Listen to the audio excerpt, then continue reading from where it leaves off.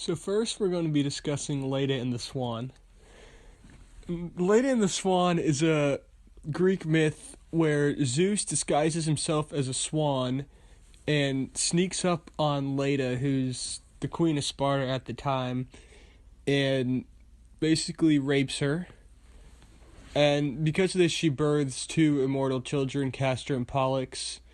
And in terms of archetypes, Leda kind of plays innocent archetype here, where she's just kind of sitting there bathing herself naked and then can't help herself as Zeus just kind of sneaks up on her and does his thing. This myth has had a large impact on art across the ages. Here you can see Da Vinci painted painting inspired by Leda and the Swan. And then even in the 1900s, this is a pretty sweet painting. This is inspired by Leda and the Swan somehow. Next, we're going to be discussing Pandora and her box. So before we talk about Pandora, we have to talk about Prometheus and Epimetheus. And they were two brother titans who helped Zeus during the war with the Titans for who was going to control the earth. And after that battle, Zeus delegated them to be the creators of humanity. But then Prometheus wronged Zeus because he stole fire for humans, and Zeus was pretty angry. And to punish them, he bound Prometheus to a rock, and then he decided to create the first woman. And out of clay, he sculpted this girl Pandora, and she made her very beautiful and irresistible. And he gave her this box and said it had gifts from the gods, but do not open it.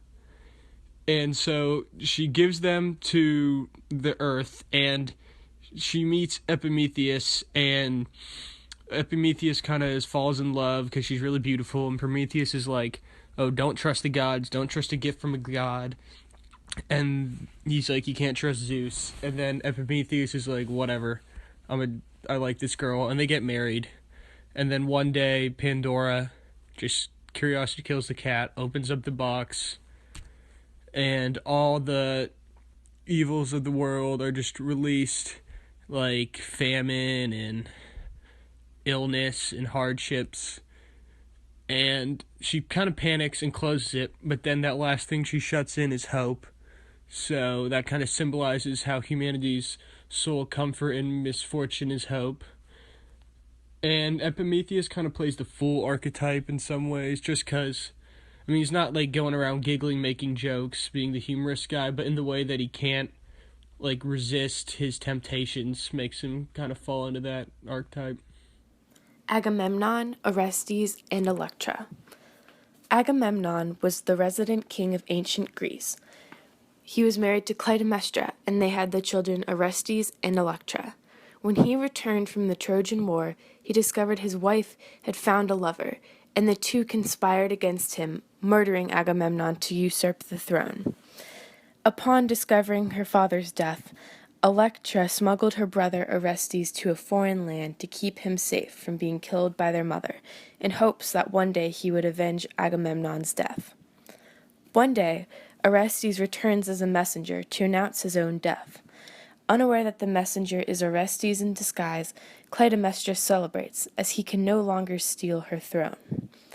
But he has conspired with Electra, and ultimately kills his mother and her lover, avenging his father's death. The moral of this story is that sometimes we are faced with impossible decisions. In Orestes' case, it was killing his mother, a sin, or avenging his father's death. One must choose a decision with both positive and negative outcomes. Bacchus, also known as Dionysus, was the last god to enter Olympus. He was born in Thebes, son of Zeus and Semele. There are different stories as to how he was born, but in all of them he is worshipped for his rebirth. Bacchus is the god of wine, the vine, music, theater, and revelry. He is associated with satyrs and Bacchanalia, a Roman festival eventually banned due to drunken and libertine excess.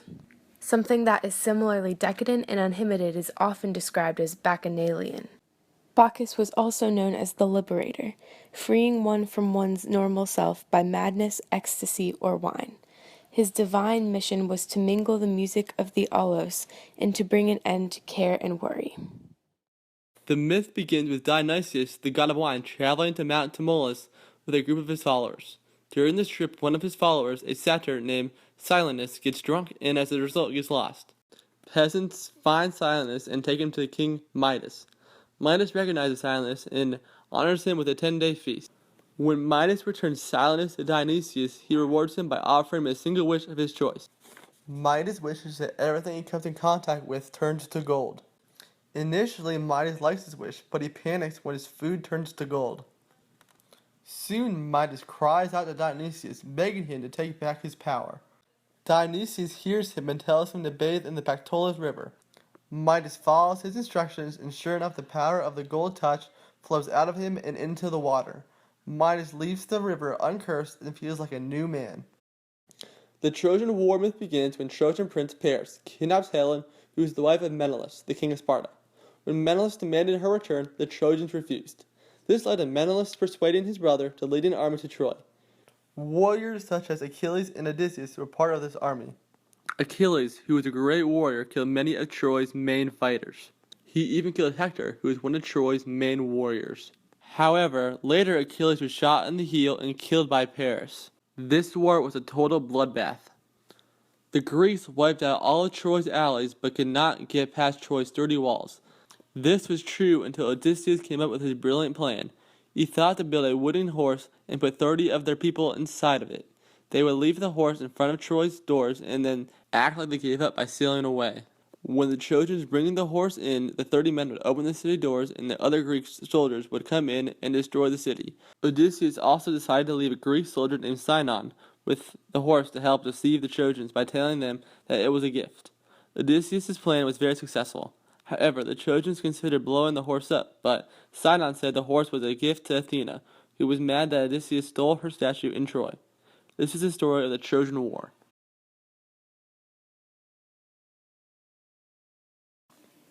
Oedipus Rex is a story by Sophocles, which I'll be telling you about. So we have King Laius of Thebes and his wife Jocasta. They're trying to have a son, except this oracle of Delphi tells Laius that the son will kill him and marry Jocasta. So, once Jocasta and Laius have a kid, they get rid of him because they're worried the prophecy will be fulfilled. So, Oedipus, the son's name, ends up in the city of Corinth, where he is taken care of by another couple. One day, Oedipus hears word that this couple is not actually his biological parents, so he goes to the Oracle of Delphi to get some truth. He does not really get the truth, he's just told the prophecy that he will kill his father and marry his mother. So, Oedipus comes along a crossroads and he argues with some travelers, 2 of them. He kills one of them and the other survives and runs away. So Oedipus is walking along, he comes to the city of Thebes, and outside there is a sphinx who asks him a riddle. And no one ever gets the riddle correct, and she kills everyone who doesn't get it correct. And the riddle is, what walks on 4 feet in the morning, 2 in the afternoon, and 3 in the evening? Oedipus answers correctly, which is a man. And the Sphinx is so upset that someone got her riddle correct that she commits suicide by throwing herself off a cliff. So, Oedipus arrives in Thebes, and everyone is super excited to hear that he defeated the Sphinx, and he's offered Jocasta's hand in marriage, which, if in case you forgot, is still his mother. So, he gets to marry his mother and gets the throne of Thebes, taking over as king. Jocasta and Oedipus have 4 kids, Antigone, Ismene, Polynices, and Eteocles, which I'll get into later. So, the kingdom of Thebes suffers a plague. A lot of bad stuff is happening in Thebes. And the reason why, the oracle says that the killer of Laius is in Thebes and must leave. So, Oedipus finds out that the man he killed all those years ago is in fact his father. And Jocasta realized that she had married her son, so she commits suicide. And Oedipus is really upset by everything that's going on, so he ends up stabbing himself in the eyes and blinding himself. So the story of Antigone is related to Oedipus' story because Antigone was one of his daughters. So, after Oedipus had died, his two sons, Polynices and Eteocles, were arguing over who should get the throne to Thebes. Eteocles stuck by Thebes and protected the city, while Polynices attacked Thebes so he could get the throne for himself. In this war between the two brothers, both of them ended up getting killed. And their uncle Creon, who was King Laius' brother, became king instead. Since Polynices was technically considered a traitor for attacking Thebes, Creon decided that he was not fit to be buried. His body was just going to lie above the ground unburied. Antigone didn't think this was fair for Polynices to remain unburied, but if she buried him, she would also be considered a traitor and be condemned to death. So, Antigone, very upset for her brother's case, she decided to bury Polynices secretly. Eventually, she was found out by Creon, and he ordered her to be executed and banished to a cave beforehand. She ended up hanging herself in this cave in some versions of the story.